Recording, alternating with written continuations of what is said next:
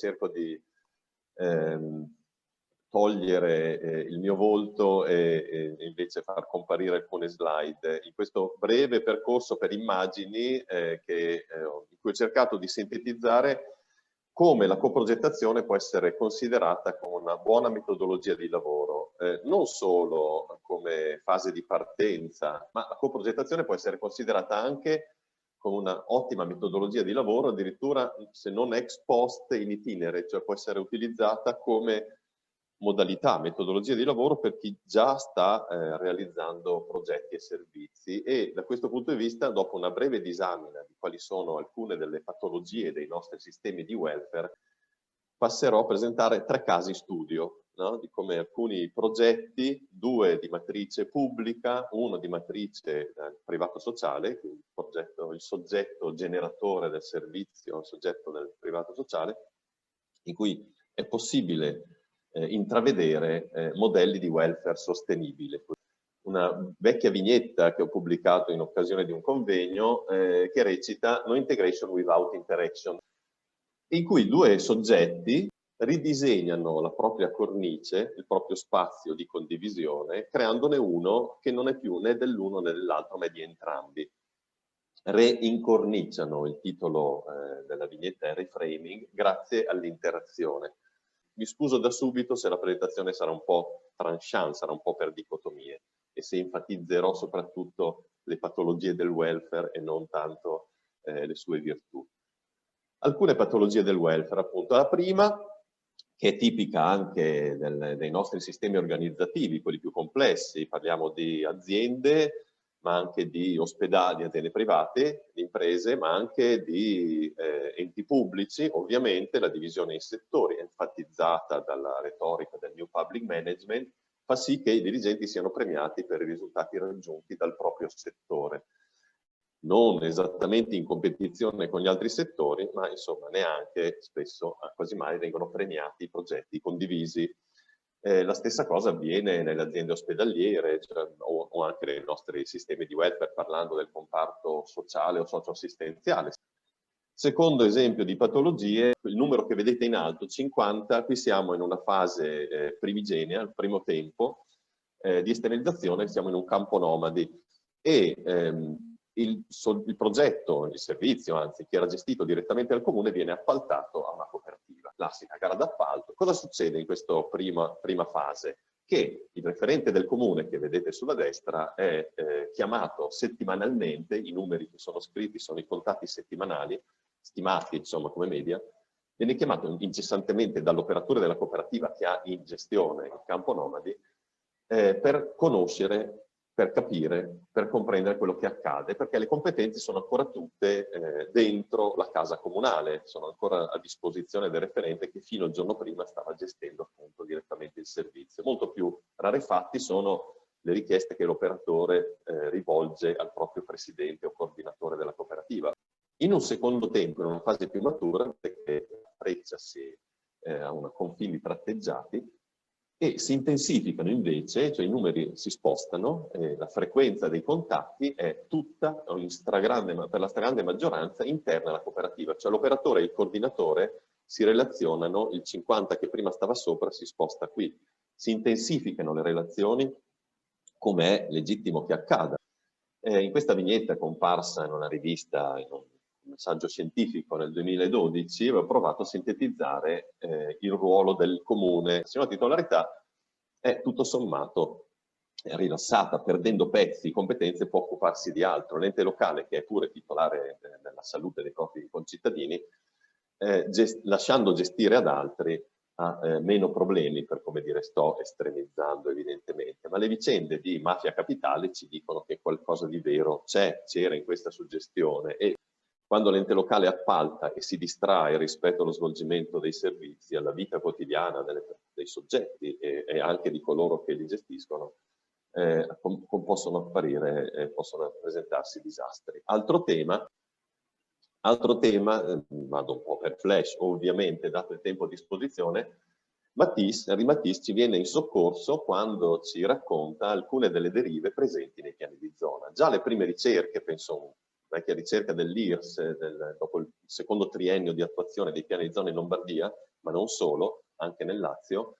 E Mattis dice, guardate che nei piani di zona, l'IRS e Mattis, insomma, insieme, ci dicono che ci sono due soggetti che, potremmo dire provocatoriamente, se la cantano e se la suonano, cioè il soggetto pubblico che appalta è un soggetto del privato sociale che gestisce servizi, pensiamo alla gestione di servizi per minori o per disabili o per anziani, tavoli tematici del piano di zona che sono in posizione passiva, ascoltano, ma sono questi due soggetti, il privato sociale che gestisce e, guardate bene, non sto demonizzando le competenze, la disponibilità a innovare da parte del soggetto del privato sociale, ma cercando di focalizzare alcune delle derive a cui abbiamo assistito in questi anni. Allora, come possiamo uscirne, per così dire? Intanto, appunto, progettare insieme o coprogettare diventa una modalità assolutamente e straordinariamente sia faticosa che interessante, una bella sfida. Ma prima ancora di progettare insieme dovremmo occuparci e preoccuparci di leggere insieme i fenomeni sociali. Che tipo di fenomeni intendiamo affrontare, di che cosa ci intendiamo occuparci? Pensiamo soprattutto che leggere insieme i fenomeni non sia un tema assolutamente pacificato, ma può aprire delle conflittualità, delle forti divergenze. Pensiamo al tema delle dipendenze. Allora esistono chiavi di lettura, interpretative, visioni del mondo molto diverse, quindi sta all'ente locale non solo fare sintesi tra le diverse posizioni presenti in un contesto locale, ma anche dare un indirizzo, questo compete, e privilegiare una chiave di lettura e i servizi che ne conseguono rispetto ad altre.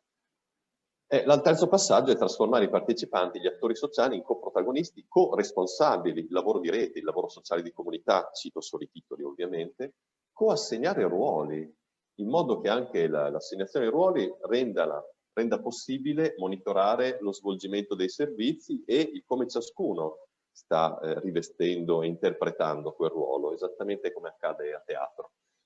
Essere reciprocamente consapevoli, infine, che il welfare locale non è un welfare chiuso, che esistono soggetti che appartengono anche a proprie reti. Questo vale non solo per la cooperazione sociale, ma per molte associazioni di promozione sociale o organizzazioni di volontariati. Quindi l'equilibrio fra ciò che è iperlocale, nato, radicato nel territorio, e ciò che può provenire da altrove può provocare interferenze in termini negativi di invasione di campo, soggetti molto forti che si, come dire, approfittano, che attingono risorse anche nel nostro quartiere, nella nostra città, nel nostro distretto, ma viceversa possono anche apportare degli elementi di innovazione, progetti europei o contatti e collegamenti di livello nazionale.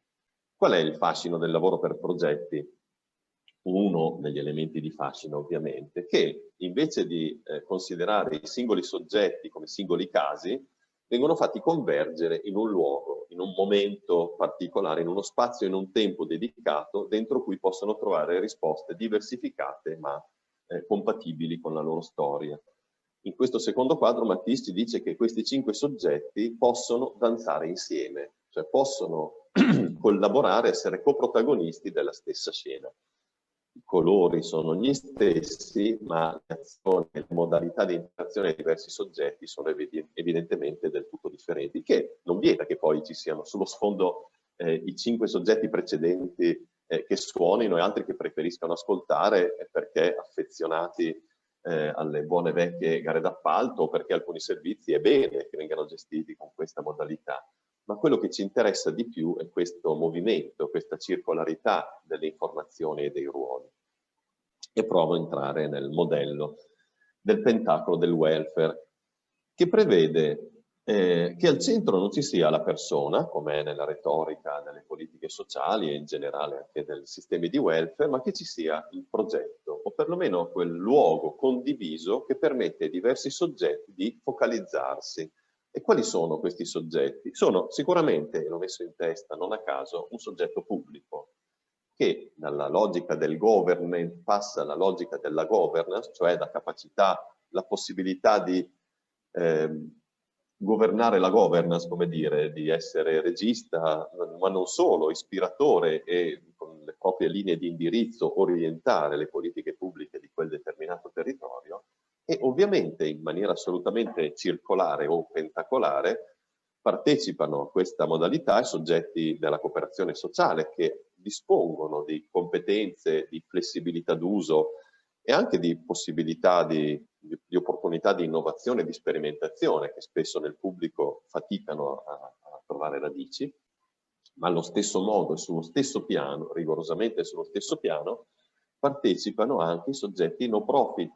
Allo stesso modo e sullo stesso piano sono presenti i cittadini singoli, e nella categoria cittadini ho inteso comprendere anche coloro che consideriamo utenti, fruitori, che qualcuno in maniera un po' spregiativa o sempre in omaggio all'ondata neoliberista considera clienti, e che invece possono affrancarsi da questo ruolo e pur con le proprie fragilità dire la propria. Dei servizi possano manifestare il proprio pensiero, le proprie idee, diventa assolutamente cruciale per orientare i progetti.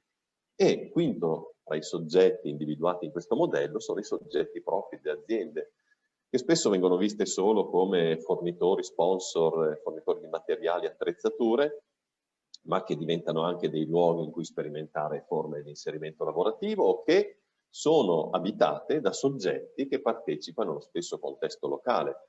Pensiamo a tutto il tema del welfare aziendale, l'esempio classico, caso studio della Luxottica. Se un'azienda profit utilizza e amplifica, no, lo spazio e le risorse a disposizione per i propri dipendenti, queste risorse possono rimanere chiuse a beneficio dei propri dipendenti oppure possono essere messe a disposizione dell'intera collettività e quindi negoziate e utilizzate da tutti i residenti in un contesto locale.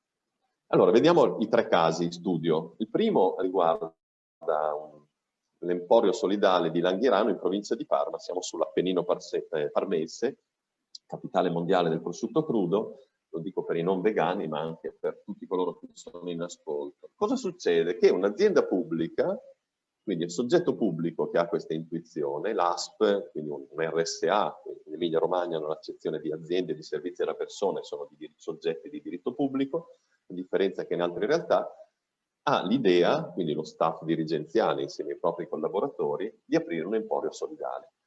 E comincia a promuovere quest'idea nella cittadinanza e quest'idea viene accolta talmente bene che nasce un'organizzazione di volontariato ad hoc, nasce proprio per la gestione quotidiana, l'apertura e la distribuzione di generi alimentari di questo emporio.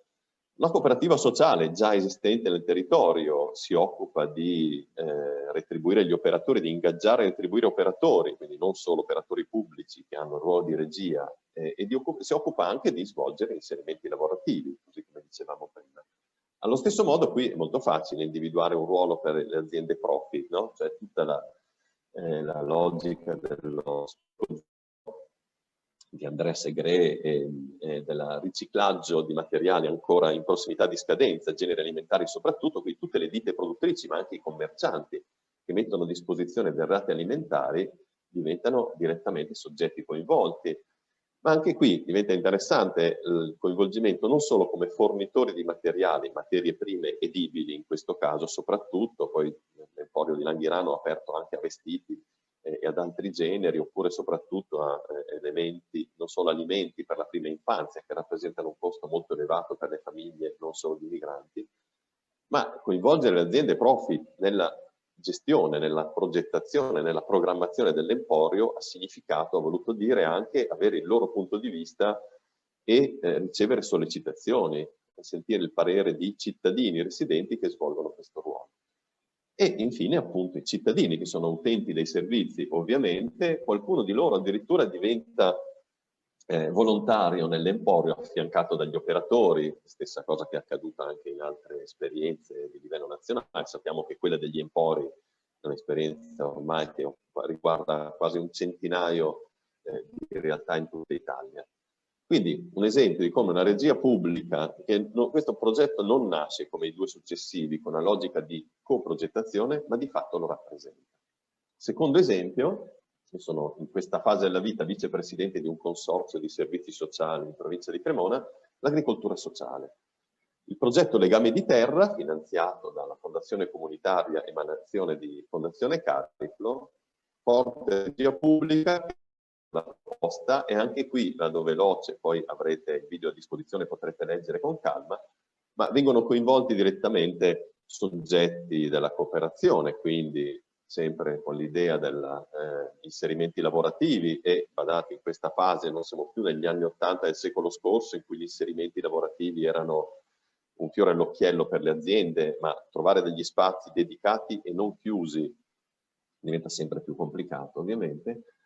E esistono soggetti, organizzazioni del volontariato che collaborano direttamente, compresa una fondazione che si occupa di formazione di operatori sociali, OSS e simili, e qui le aziende profit hanno dato il meglio di sé, trovato un grande spazio. Il Consorzio Casalasco del Pomodoro, per esempio, si è occupato di mettere a disposizione le piantine e di occuparsi poi anche dell'acquisto di prodotti. Lo stesso ha fatto una trattoria dentro cui si svolgono le cene di valutazione condivisa e conviviale del progetto. E i cittadini non sono solo gli utenti, cito solo uno, che in occasione di una visita da parte dell'Università di Bolzano abbiamo scoperto che una persona fragile, inserita nel progetto dell'agricoltura sociale, in realtà sapeva il tedesco meglio di tutti quanti, quindi ha svolto questo ruolo di interprete, di mediatore in occasione di questa visita. Ma i cittadini diventano anche... Sì? 2 Siamo minuti. al discorso, bene. Orticoltori, acquirenti, partecipare al mercato rionale di quartiere, di paese diventa un'esperienza di scambio e di confronto, come sta accadendo con il negozio, per citarne solo uno, Fuori di Zucca di Vicenza. Terzo progetto, stavolta siamo in presenza di un progetto promosso da un'associazione con cui sto collaborando da un paio d'anni. Il progetto Chiedosilo stavolta è emanazione di un soggetto del privato sociale, che è il project leader, che coinvolge il pubblico, il comune, piuttosto che l'ASL, l'azienda ospedaliera. È un progetto tandem. Chiedosilo è un vecchio film di Marco Ferreri. Il progetto in realtà si chiama Tandem, quindi se lo cercate. Da CHAG nasce come gemmazione una cooperativa sociale che gestisce servizi, quindi è una onlus che fa nascere una cooperativa sociale, e intorno a questo progetto, che è di accoglienza fra soggetti fragili, studenti fuori sede che ospitano richiedenti asilo, si crea una dimensione di accoglienza diffusa straordinariamente interessante, che ha anche collegamenti con l'università, corsi di formazione e altro su cui non mi soffermo. Concludo considerando la leggerezza, che questa era una vignetta. Ho provato a realizzare un cartone animato, sconsiglio a tutti di cimentarsi in queste vicende lunghissime e complicate senza avere le competenze tecniche.